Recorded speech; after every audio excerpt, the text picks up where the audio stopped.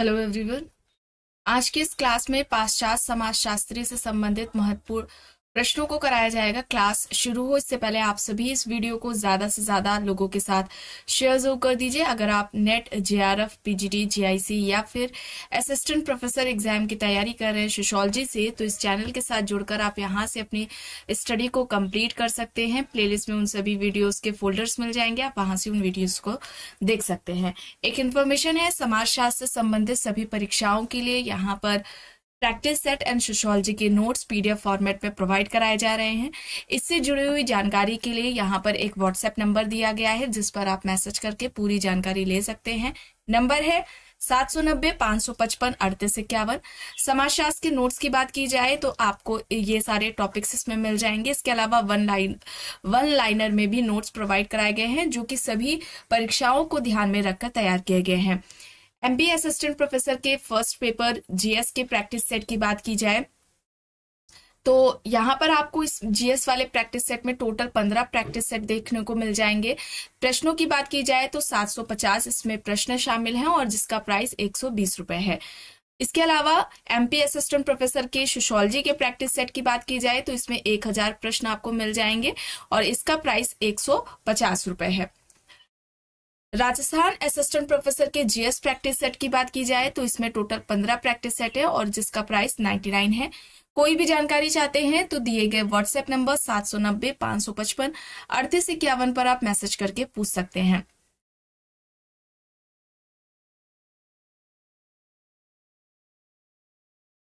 यहां तक हो गया था। चलिए यहां से शुरू करना है। देखिए प्रश्न है, सरल समाजों का 4 प्रकार से वर्गीकरण किसने किया है। ये वर्गीकरण देखिए यहाँ पर 4 दिए गए हैं। सरल समाज, बहुखंडीय सरल समाज, साधारण मिश्रित बहुखंडीय समाज और दोहरे मिश्रित बहुखंडीय समाज। समाजों का 4 प्रकार से ये जो क्लासिफिकेशन है इनमें से किसके द्वारा किया गया है। सरल समाज, बहुखंडीय सरल समाज, साधारण मिश्रित बहुखंडीय समाज और दोहरे मिश्रित बहुखंडीय समाज यहाँ पर दिया गया है। कौन सा विकल्प यहाँ पर सही हो जाएगा? दुर्खिम हो जाएगा। ठीक है, दुर्खिम हो जाएगा। विकल्प ए यहाँ पर राइट आंसर हो जाएगा। दुर्खिम यहाँ पर सही है। ठीक है, दुर्खिम यहाँ पर राइट है और दुर्खिम को अगस्त कॉम्ट का उत्तराधिकारी कहा जाता है। ठीक है, उत्तराधिकारी कहा जाता है। उत्तराधिकारी कॉम्ट का कौन है? दुर्खिम है। ठीक है, कॉम्ट का उत्तराधिकारी किसे कहा जाता है? दुर्खिम को कहा जाता है। और सबसे पहले, ठीक है, सबसे पहले अकादमिक समाजशास्त्री में अकादमिक समाजशास्त्री कौन है? तो दुर्खिम को ही सबसे पहले अकादमिक समाजशास्त्री माना जाता है। आधुनिक समाजशास्त्र के जो जनक हैं या आधुनिक समाजशास्त्री किसे कहा जाता है? तो दुर्खिम को ही कहा जाता है। ये भी बात आपको ध्यान में रखनी है। चलिए आगे देखते हैं। यहाँ पर क्या है right answer? Option A Durkheim यहाँ पर सही है। प्रश्न है, निम्न कथनों में से कौन सा सही नहीं है? आइए देखते हैं। दुर्खिम के अनुसार समाज वास्तविक देवता है। दुर्खिम ने ऑस्ट्रेलिया की अरुंडा जनजाति का अध्ययन किया था।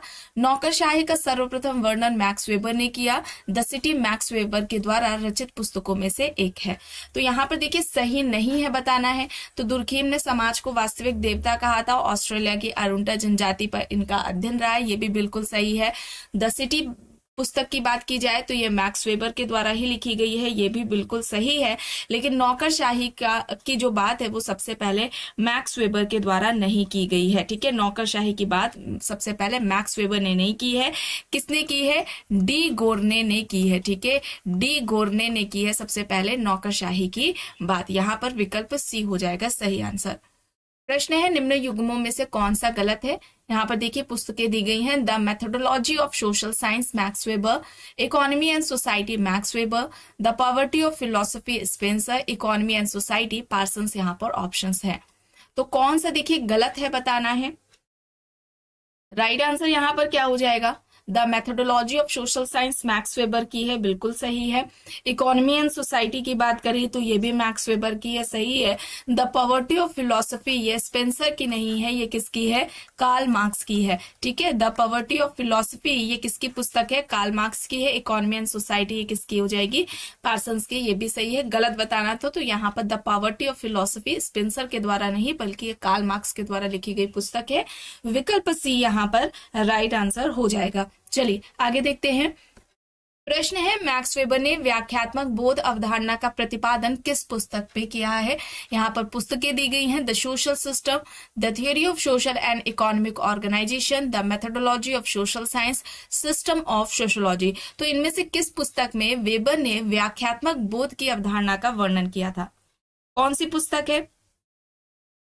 राइट, यहाँ पर क्या हो जाएगा?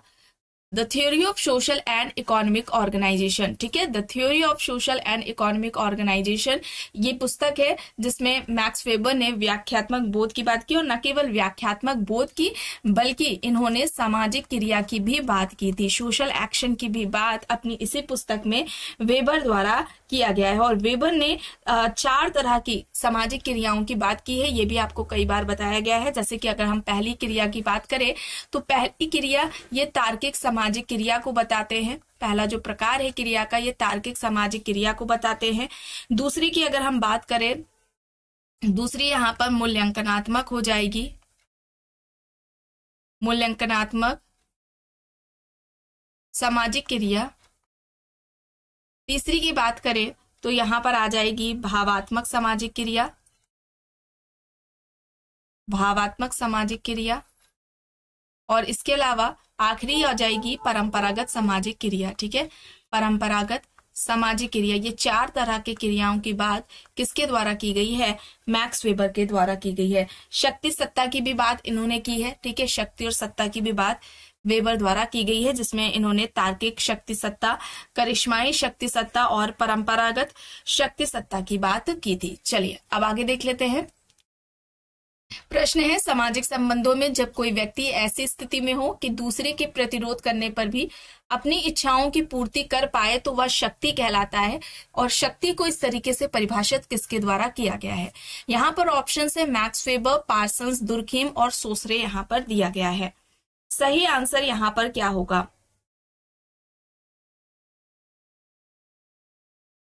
यहाँ पर राइट आंसर क्या हो जाएगा? मैक्स वेबर हो जाएगा। ठीक है, विकल्प ए यहाँ पर मैक्स वेबर होगा। और मैक्स वेबर ने शक्ति का प्रयोग, ठीक है, शक्ति का प्रयोग मैक्स वेबर ने किसके लिए किया था? सामाजिक संरचना को स्पष्ट करने के लिए। ठीक है, सामाजिक संरचना को स्पष्ट करने के लिए शक्ति का प्रयोग किया था, पावर का जो कॉन्सेप्ट है उसका प्रयोग किया था। और जब यही जो शक्ति है इसे समाज के द्वारा वैधता मिल जाती है तो ये प्रभुत्व में बदल जाती है। ठीक है, याद रखिएगा, जब इसी शक्ति को समाज के द्वारा वैधता मिल जाती है तो यही शक्ति सत्ता में बदल जाती है। 3 तरह की इन्होंने बात की थी। ठीक है, अगर हम बात करें यहाँ पर परंपरागत हो जाएगा, परंपरागत शक्ति है, करिश्माई शक्ति हो जाएगा, और फिर उसके अलावा क्या हो जाएगा? तार्किक या विधिक शक्ति। ठीक है, तो ये 3 प्रकार शक्ति के मैक्स वेबर द्वारा बताए गए हैं। चलिए आगे देखते हैं। प्रश्न है, किसका कहना है कि सामाजिक तथ्य कार्य करने, सोचने या अनुभव करने का वह तरीका है जो किसी भी समाज में लगभग समान रूप से पाया जाता है? ऑप्शंस में स्पेंसर है, दुर्खीम है, मैक्स वेबर है, या फिर इनमें से कोई भी नहीं।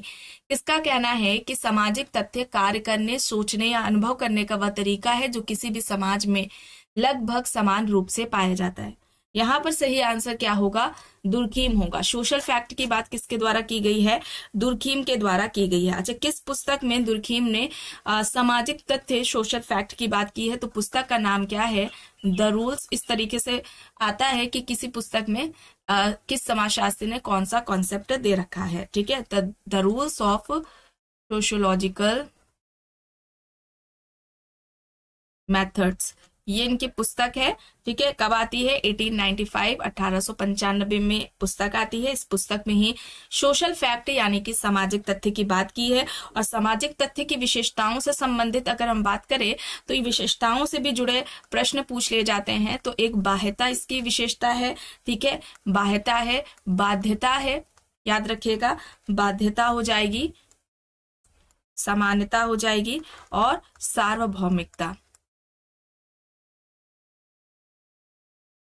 ये 4 विशेषताएं सामाजिक तथ्य से संबंधित किसके द्वारा बताई गई हैं?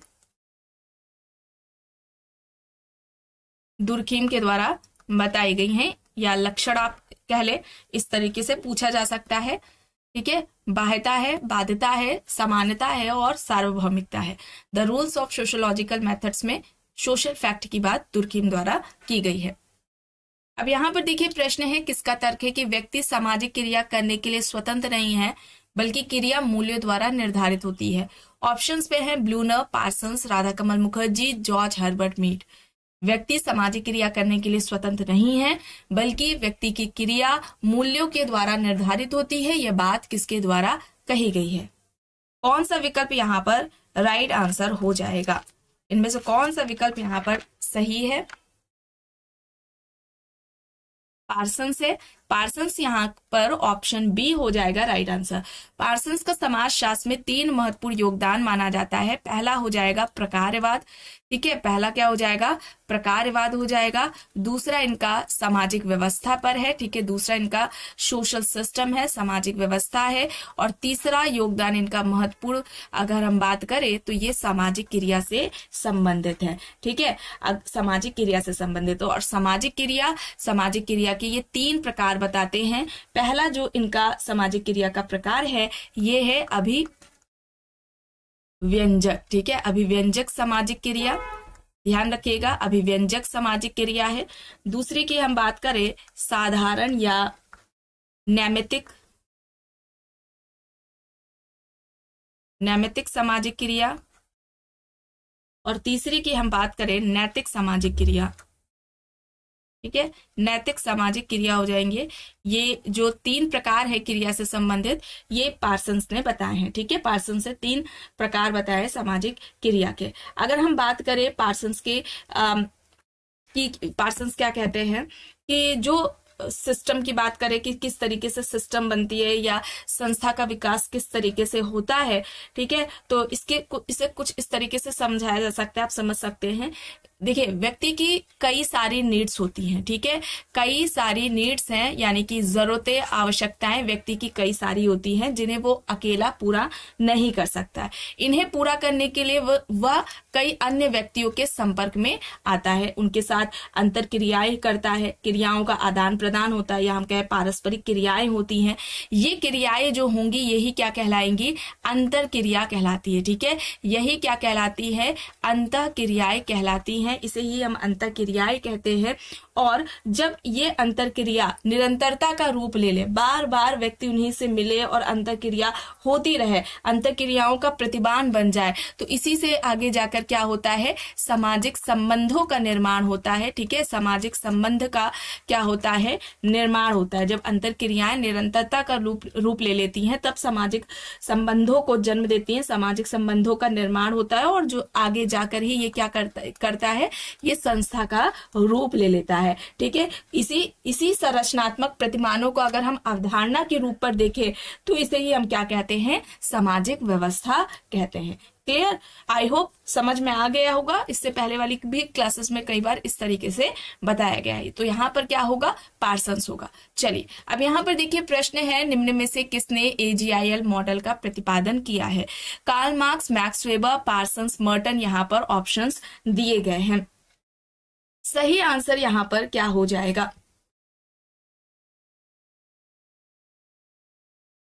बताइए।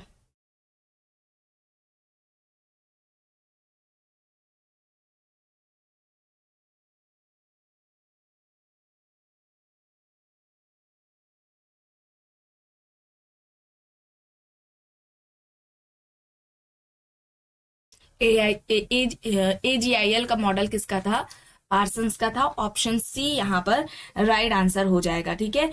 तो सामाजिक व्यवस्था की अगर हम बात करें कि अभी यहाँ पर हम लोगों ने समझा कि सामाजिक व्यवस्था का कैसे निर्माण होता है और ये सामाजिक व्यवस्था बनी रहे, तो इसके लिए पार्सन्स पूर्व आवश्यकताओं की बात करते हैं, ठीक है। पूर्व आवश्यकताओं की बात करते हैं पार्सन्स कि कुछ पूर्व आवश्यकताएं या पूर्व आवश्यक शर्तें होनी चाहिए, ठीक है। इस तरीके से भी आता है कि किसने बात की है पूर्व आवश्यकताओं की या पूर्व आवश्यक शर्तों की, तो पार्सन्स ने बात की है। ये कहते हैं कुछ पूर्व आवश्यकताएं होनी जरूरी है सामाजिक व्यवस्था को बनाने के लिए जो सामाजिक व्यवस्था के लिए, उसकी निरंतरता के लिए, उसकी सुरक्षा के लिए जरूरी है, अहम होती है। और इसके बिना अगर हम सामाजिक व्यवस्था का सोचे कि वो व्यवस्था रहेगी सुव्यवस्थित तरीके से, तो हम कह सकते हैं, पार्सन्स कहते हैं, इसके बिना, ये इन 4 पूर्व आवश्यकताओं के बिना सामाजिक व्यवस्था का अस्तित्व नहीं है। ठीक है, और ये क्या है, ये यही है, AGIL को ही ये 4 पूर्व आवश्यकताएं बताते हैं। ठीक है, और इसी को ही पार्सन्स का प्रकार्यात्मक सिद्धांत भी कहा जाता है।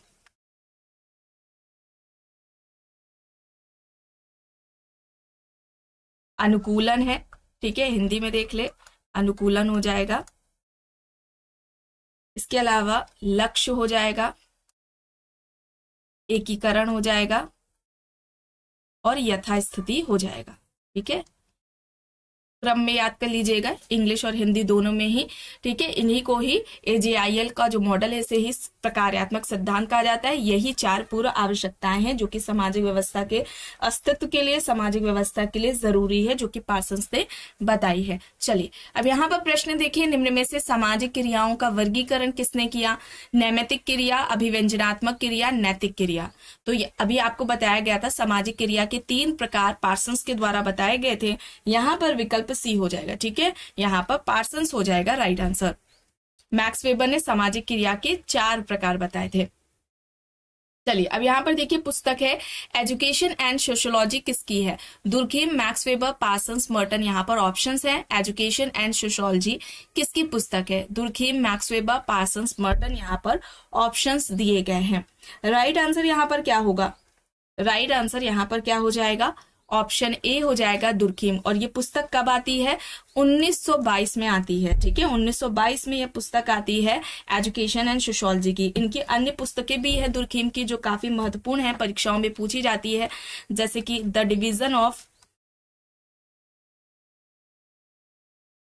लेबर इन सोसाइटी है, ये आती है 1893 में। वर्ष भी याद करिएगा। ठीक है, सीक्वेंस में लगाने के लिए आता है, क्रम में। The rules of sociological method, ये एक इंपॉर्टेंट बुक है। ये कब आती है? 1895 में आती है, 1895 में ये पुस्तक आती है। सुसाइड की बात करें, जिसमें आत्महत्या का इन्होंने सिद्धांत दे रखा है, द सुसाइड नाम से इनकी पुस्तक है, यह आती है 1897 में आती है। और एक आती है जिसपे धर्म की बात की है, द एलिमेंट्री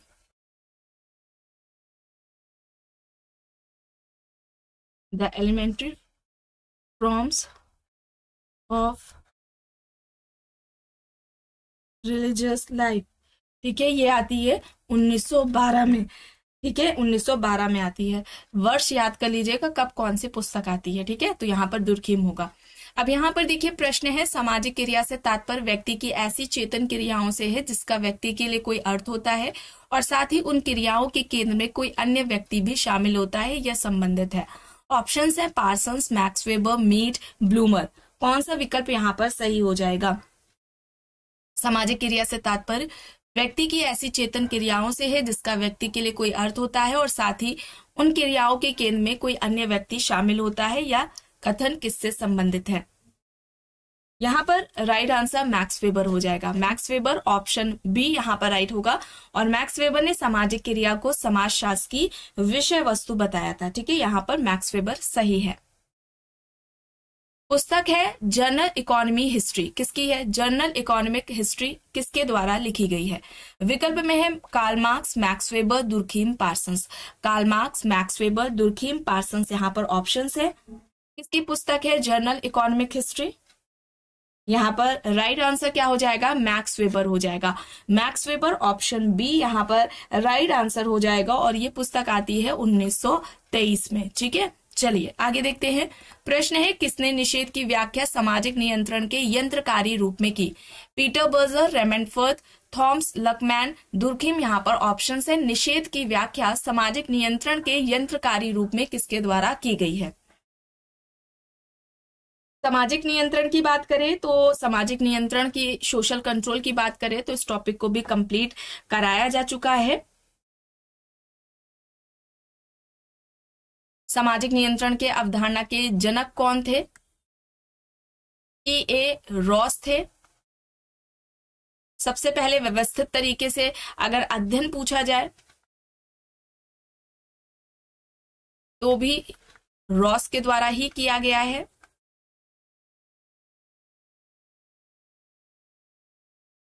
सोशल कंट्रोल जो कि 1901 में पुस्तक आती है, रॉस की ही पुस्तक है। ठीक है, यहां पर दुर्खीम होगा, विकल्प डी यहां पर राइट आंसर हो जाएगा। प्रश्न है सामाजिक व्यवस्था की अवधारणा सिद्धांत को तार्किक रूप से विकसित करने और इसे सही परिप्रेक्ष्य में परिभाषित करने का श्रेय दिया जाता है। ऑप्शंस में है पार्सन्स, मैकेवर, पेरेटो, स्पेंसर। कौन सा विकल्प यहाँ पर राइट होगा? सामाजिक व्यवस्था की अवधारणा सिद्धांत को तार्किक रूप से विकसित करने और इसे सही परिप्रेक्ष्य में परिभाषित करने का श्रेय किसे जाता है? कौन सा विकल्प यहाँ पर राइट होगा? राइट यहाँ पर पार्सन्स होगा। ठीक है, पार्सन्स होगा, ऑप्शन ए यहाँ पर राइट आंसर हो जाएगा। सोशल सिस्टम की बात पार्सन्स ने किस पुस्तक में की है? इनकी पुस्तक का नाम द सोशल सिस्टम करके है। ठीक है, द सोशल सिस्टम है और ये 1951 में पुस्तक आती है जिसमें उन्होंने सामाजिक व्यवस्था की बात की थी। और सामाजिक व्यवस्था के, ठीक है, पार्सन्स सामाजिक व्यवस्था के 4 संरचनात्मक तत्वों की बात करते हैं। 4 संरचनात्मक तत्व बताते हैं पार्सन्स सामाजिक व्यवस्था के। पहले की अगर हम बात करें तो पहला क्या हो जाएगा? इनका जो तत्व है नातेदारी को बताते हैं। ठीक है, पहला क्या हो जाएगा? नातेदारी हो जाएगा। दूसरे की अगर हम बात करें तो ये सामाजिक स्त्रीकरण को बताते हैं, सोशल स्ट्रैटिफिकेशन। थर्ड की हम बात करें तीसरे की तो ये शक्ति व्यवस्था को बताते हैं, पावर सिस्टम। और फिर उसके बाद चौथे की अगर हम बात करें तो धर्म व मूल्य। ठीक है, धर्म व मूल्य का जो संगठन है इसकी बताते हैं। तो ये 4 संरचनात्मक तत्व है सामाजिक व्यवस्था के जो कि पार्सन्स के द्वारा बताए गए हैं। ठीक है, पार्सन्स के द्वारा बताए गए हैं और सामाजिक व्यवस्था की बात भी इन्होंने की है। 4 तरह की सामाजिक व्यवस्था की बात करते हैं। आर्थिक व्यवस्था है, ठीक है, 4 सामाजिक व्यवस्था की बात करें तो 4 तरह की सामाजिक व्यवस्था की बात करते हैं। पहले की अगर हम बात करें तो आर्थिक व्यवस्था है। ठीक है, पहले क्या हो जाएगी? आर्थिक व्यवस्था हो जाएगी। दूसरे नंबर पर अगर हम बात करें तो ये पारिवारिक हो जाएगी, पारिवारिक व्यवस्था। तीसरे की अगर हम बात करें तो राजनीतिक हो जाएगी। ठीक है, और चौथे की अगर हम बात करें तो व्यक्तित्व व्यवस्था की हो जाएगी। 4 तरह की व्यवस्थाओं की बात किसने की है? पार्सन्स ने की है। ठीक है, चलिए आगे देखते हैं। प्रश्न है निम्न में से किसने परिवार नामक संस्था के प्रकार बताए हैं? बच्चों का प्राथमिक समाजीकरण, वयस्क व्यक्तियों का स्त्रीकरण। तो परिवार नामक जो संस्था है उसके ये 2 प्रकार है, बच्चों का प्राथमिक समाजीकरण, वयस्क व्यक्तियों का स्त्रीकरण किसके द्वारा बताया गया है? ऑप्शंस में है Kingsley Davis, Charles कूले, Parsons, Durkheim. यहां पर कौन सा विकल्प हो जाएगा राइट आंसर? सही यहां पर हो जाएगा पार्सन्स। ठीक है, टॉलकेट पार्सन्स होगा। ऑप्शन सी यहां पर राइट आंसर हो जाएगा। ठीक है, यहां पर राइट आंसर पार्सन्स है। और पृथक नाभिकीय परिवार,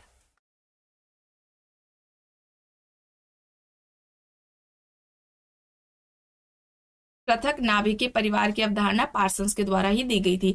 एक किसी कमेंट ने किया था, किसी ने कहा था कि पृथक नाभिकीय परिवार की अवधारणा गुडे की है। नहीं, गलत है। पृथक नाभिकीय परिवार की जो अवधारणा है, कॉन्सेप्ट है, ये पार्सन्स के द्वारा ही दिया गया है। ठीक है, चलिए आगे देखते हैं। अब यहाँ पर प्रश्न है निम्न में से किसका आधुनिक अमेरिकी परिवार पर अध्ययन रहा है? ऑप्शंस में है मैक्स वेबर, पार्सन्स, गुडे, मर्डॉक। इनमें से किसने आधुनिक अमेरिकी परिवार का अध्ययन किया था? किसने किया है?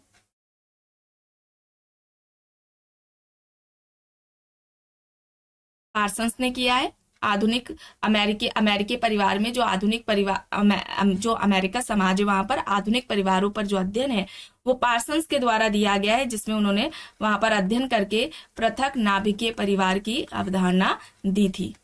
ठीक है, और इससे संबंधित जो वहां पर अध्ययन किया उससे संबंधित जो तथ्य है, फैक्ट है, जिसकी बात उन्होंने अपनी पुस्तक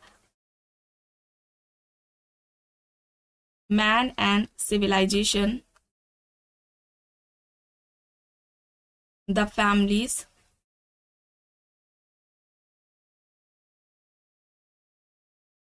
सर्च फॉर सर्वाइवल, इसमें करते हैं, ठीक है। Man and civilisation the family search for survival, इस पुस्तक में पृथक नाभिकीय परिवार की चर्चा की है। यहाँ पर पार्सन्स होगा सही।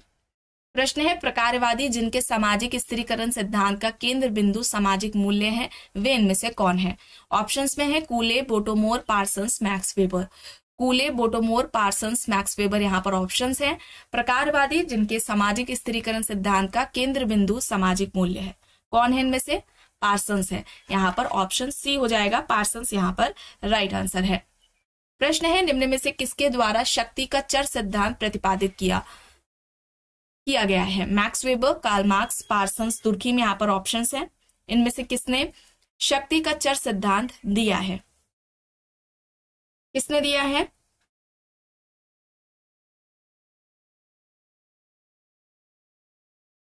यहाँ पर ऑप्शन सी हो जाएगा, पार्सन्स, ठीक है। पार्सन्स यहाँ पर राइट आंसर हो जाएगा। प्रश्न है किसके द्वारा स्थिरीकरण के 3 आधार जो कि है गुण, मालकियत, प्रदर्शन, किसने बात की है स्थिरीकरण के इन 3 आधारों की? Parsons, Weber, Andre Beteille, F G. Bailey, यहाँ पर ऑप्शंस दिए गए हैं। सही क्या होगा? सामाजिक स्थिरीकरण, इस टॉपिक को भी कंप्लीट कराया गया है। यहाँ पर ये 3 आधार स्थिरीकरण के गुण, मालकियत और प्रदर्शन पार्सन्स के द्वारा बताए गए हैं, ठीक है, पार्सन्स ने बताए हैं। और वेबर की बात करें तो वेबर ने सामाजिक स्थिरीकरण का त्रिआयामी सिद्धांत दिया था, ठीक है। त्रिआयामी सिद्धांत सामाजिकरण से संबंधित वेबर के द्वारा दिया गया था। और ये जो 3 आयाम है, पहला तो आर्थिक है, ठीक है, दूसरा राजनीतिक है और तीसरा सामाजिक परिस्थिति है, ठीक है। तो ये 3 आधार याद रखिएगा जो कि पार्सन्स मैक्स वेबर के द्वारा बताए गए हैं, ये 3 आधार, ठीक है, ये वेबर ने बताए हैं। और वेबर के इन सामाजिक स्थिरीकरण के ये जो सिद्धांत है, इसका प्रयोग किसने किया है? आंद्रे बेते ने किया है, ठीक है। किसने किया है? आंद्रे बेते ने किया है भारत के संदर्भ में, ठीक है। वेबर के स्थिरीकरण का प्रयोग भारत में सामाजिक स्थिरीकरण के संदर्भ में आंद्रे बेते ने किया है। और सामाजिक स्थिरीकरण के 3 आधार भारत में जो बताए गए हैं, 3 आधार आंद्रे बेते के द्वारा, वो भी याद रखिएगा, भारत के संदर्भ में ये बताए गए हैं। पहला इन्होंने बताया है जाति, दूसरा इन्होंने बताया है वर्ग और तीसरा बताया है शक्ति, ठीक है। जाति, वर्ग, शक्ति, या आंद्रे बेते के द्वारा भारत में सामाजिक स्थिरीकरण के 3 आधार वेबर आंद्रे बेते के द्वारा बताए गए हैं, ठीक है, इसे याद रखिएगा। और अगर यहाँ पर अगर हम मैक्स वेबर की पुस्तकों की बात करें तो इकोनॉमी एंड सोसाइटी है, याद रखिएगा, कुछ इंपॉर्टेंट बुक्स है। इकोनॉमी एंड सोसाइटी है जो कि 1921 में आती है। इसके अलावा द सिटी नाम से सुना होगा, अभी प्रश्न भी आया था। द सिटी ये आती है 1922 में, ये वेबर की है। द रिलीजन ऑफ इंडिया, ठीक है, ये भी है एक इनकी पुस्तक, याद रखिएगा, ये मैक्स वेबर के द्वारा लिखी गई है, 1916 से 1917 में आती है। और एक है पुस्तक द मैथोडोलॉजी करके, ठीक है, the methodology of social science है, ठीक है, ऑफ सोशल साइंस है यहाँ पर, ठीक है। ये किसकी पुस्तक हो जाएगी? 1949 में हो जाएगी। और ये पुस्तक किसके द्वारा लिखी गई है? मैक्स वेबर के द्वारा लिखी गई है, ठीक है। यहाँ पर राइट आंसर क्या हो जाएगा? पार्सन्स हो जाएगा। पार्सन्स ने सामाजिक स्थिरीकरण के ये 3 आधार गुण, मालकियत और प्रदर्शन बताए हैं। अब देखिए यहाँ पर प्रश्न है समाज में प्राथमिक संस्था का कार्य अन्य संस्था के द्वारा किया जाता है तो इसे हम क्या कहेंगे? संपूर्ण संस्था, प्राथमिक संस्था, द्वितीयक संस्था या फिर इनमें से कोई भी नहीं।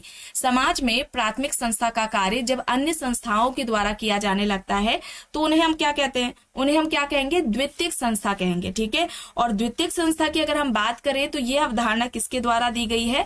पार्सन्स के द्वारा दी गई है द्वितीयक संस्था की। इंपॉर्टेंट है, ध्यान रखिएगा, ठीक है। और इसके अलावा द्वितीयक संस्था के अलावा अगर हम एक और अन्य अवधारणा की बात करें तो ये है संस्थाकरण की, ठीक है, संस्थाकरण की है। संस्थाकरण और द्वितीयक संस्था की अवधारणा ये किसके द्वारा बताई गई है? पार्सन्स के द्वारा बताई गई है। यहाँ पर विकल्प सी हो जाएगा राइट आंसर।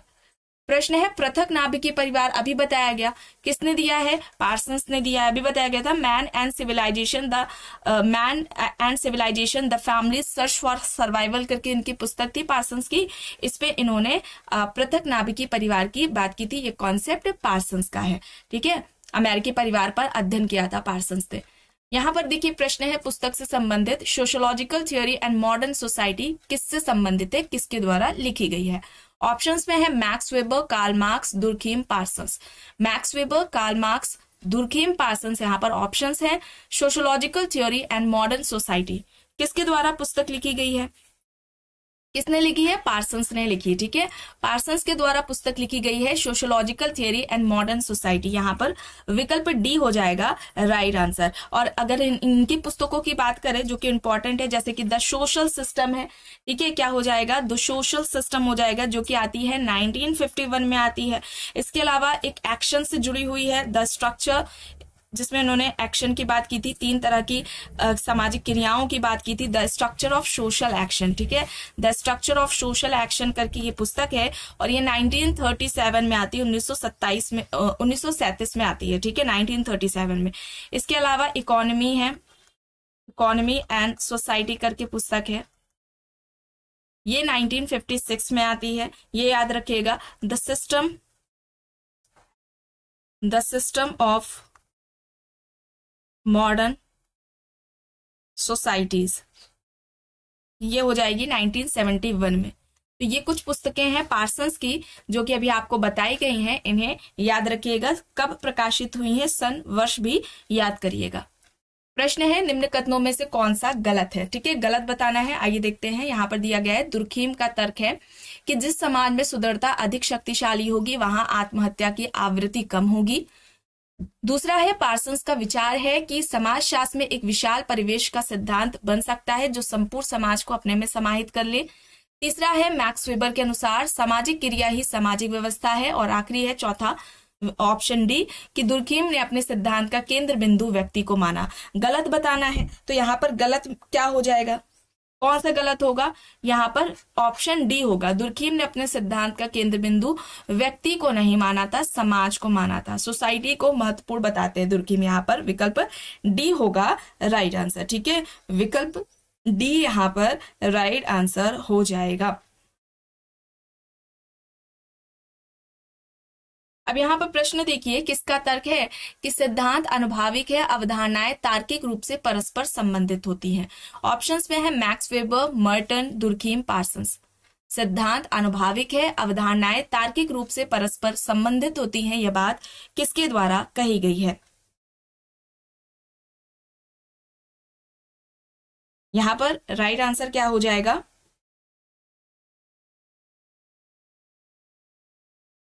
यहाँ पर ऑप्शन डी हो जाएगा पार्सन्स। ठीक है, विकल्प डी यहाँ पर राइट आंसर हो जाएगा।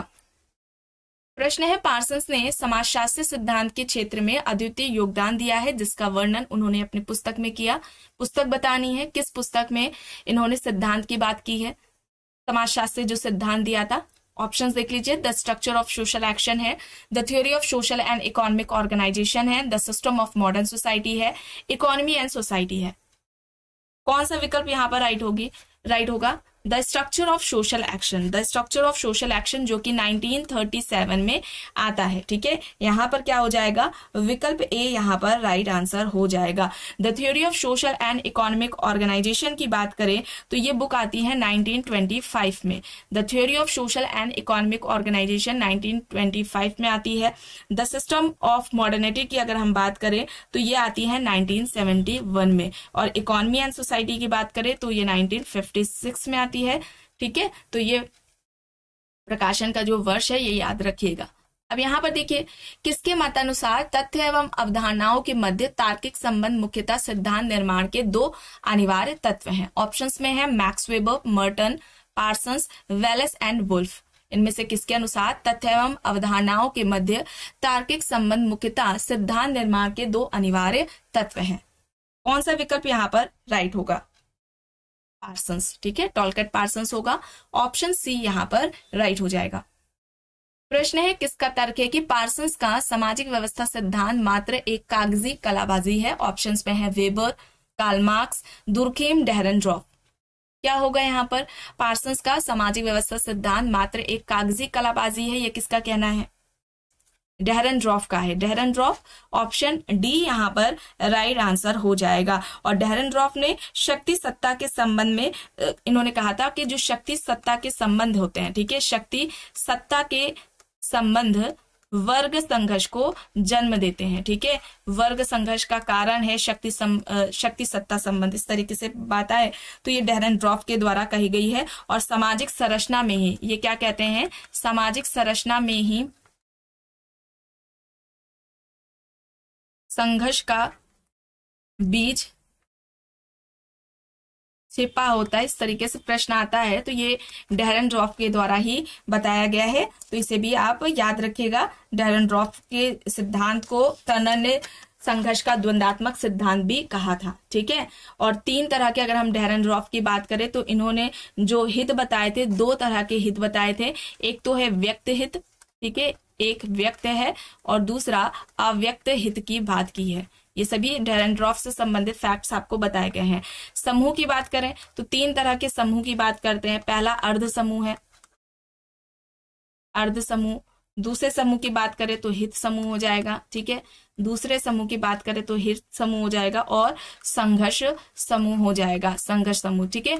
अर्ध समूह है, हित समूह है, संघर्ष समूह है। ये किसने बताए हैं, समूह के 3 प्रकार डेहरनड्रॉफ ने। शक्ति सत्ता के संबंध वर्ग संघर्ष को जन्म देते हैं, डेहरनड्रॉफ ने कहा। सामाजिक संरचना में ही संघर्ष का बीज छुपा होता है, ये डेहरनड्रॉफ का कहना है। और 2 तरह के हित, व्यक्त और अव्यक्त हित की बात डेहरनड्रॉफ ने की है। चलिए अब आगे यहाँ पर देखिए, प्रश्न है निम्न में से किसके मतानुसार एनोमी का विचार सामाजिक सुदृढ़ता के ठीक विपरीत है। ऑप्शंस में है पार्सन्स, दुर्खीम, मर्टन, वेबर। क्या होगा यहाँ पर, इनमें से किसके अनुसार एनोमी का विचार सामाजिक सुदृढ़ता के ठीक विपरीत है। पार्सन्स, दुर्खीम, मर्टन, वेबर यहाँ पर ऑप्शंस दिए गए हैं। राइट यहाँ पर क्या हो जाएगा, कौन सा सही होगा, दुर्खीम होगा, दुर्खीम होगा। ऑप्शन बी यहाँ पर राइट आंसर हो जाएगा।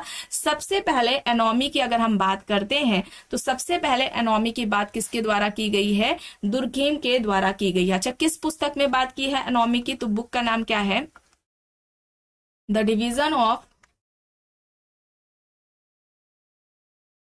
लेबर इन सोसाइटी, ठीक है, ये इनकी पुस्तक है। इसमें इन्होंने एनोमी की बात की है और एनोमी का कारण ही ये किसको बताते हैं, सोसाइटी को बताते हैं, समाज को बताते हैं। एनोमी क्या है, नियंत्रण का भंग हो जाना, जिससे क्या देखने को हमें मिले, जो समाज में है अव्यवस्था, अराजकता की जब स्थिति उत्पन्न हो जाती है तो इसे ही क्या कहा जाता है, एनोमी कहा जाता है। और दुर्खीम ने यह भी कहा था कि हर सोसाइटी में, ठीक है, प्रत्येक समाज में ऐसा कोई समाज नहीं है जहां पर हमें एनोमी ना देखने को मिले, कहीं पर ज्यादा होगा, कहीं पर कम हमें देखने को मिलेगा, ठीक है। चलिए अब यहाँ पर देखिए, प्रश्न है किसके अनुसार प्रतिमानहीनता रोगात्मक या असमान सामाजिक तथ्य है। ऑप्शंस में है मर्टन, पार्सन्स, वेबर, दुर्खीम। प्रतिमानहीनता रोगात्मक या असमान सामाजिक तथ्य है, यह बात किसके द्वारा कही गई है।